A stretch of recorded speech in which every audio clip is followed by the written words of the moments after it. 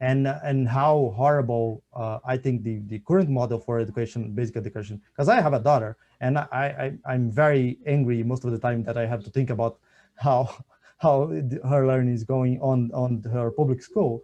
But and then I think of the other models, and I think like for instance, I think the competency model is very similar to what we get like for when you do a custom tutoring or personalized tutoring for a kid, like you hire a private professor or something. That is way more efficient because then you focus on what that kid can do, cannot do, what is the competencies and the objectives for that kid and motivations of that kid. So I think it's very similar, and I think it's very efficient and way better than what we get. But I was thinking about also the other models that we have, like for instance, this one, and also like the online courses that is growing so much, as you mentioned. And also I was thinking the informal ones. For instance, I myself, I learned a lot with YouTube, right?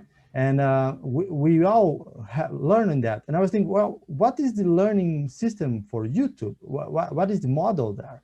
And in a sense, you can think it's random. It's random. You're just learning from random stuff. You're like watching a video here, a video there, and so on. It's not quite. It's more like because YouTube will force you into watch more. So it's a learning system based on more watching hours, basically. So it's models, and this is like giving a lot of information and a lot of learning to people. Sometimes it's very bad information, sometimes it's very bad learning, but most of the time is information and learning either way.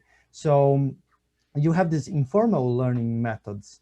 And is there anything that we can do about this, about these non-informal learning methods that arise from the internet and from this that we can like optimize that for people? So first of all, I'd say that stay curious.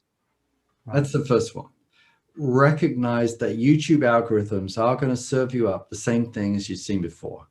And that's fine. But when you've kind of mastered that, if you're not careful, you're going to sit in this echo chamber of the same thing. So by being curious, you can say, and being curious is one thing. And the other thing is know where you want to go. So if you have an idea of kind of the career you want, or the personal life you want, or the type of learning you want, then you can search for it.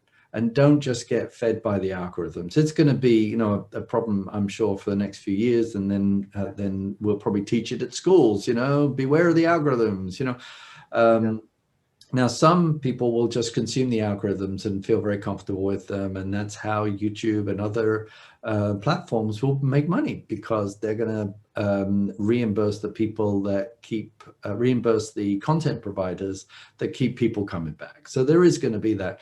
But to actually develop yourself as a person and in your career, work out where you want to be, stay curious, and look at the data on YouTube. If you've seen that 5 people have watched something and it's 2 years old, probably doesn't have as much value of something that's got 100,000 views and is 2 weeks old. It's like there's something there. So you're kind of use your own intelligence to work out which is most likely to feed you real nutrients for your brain rather than just chewing gum.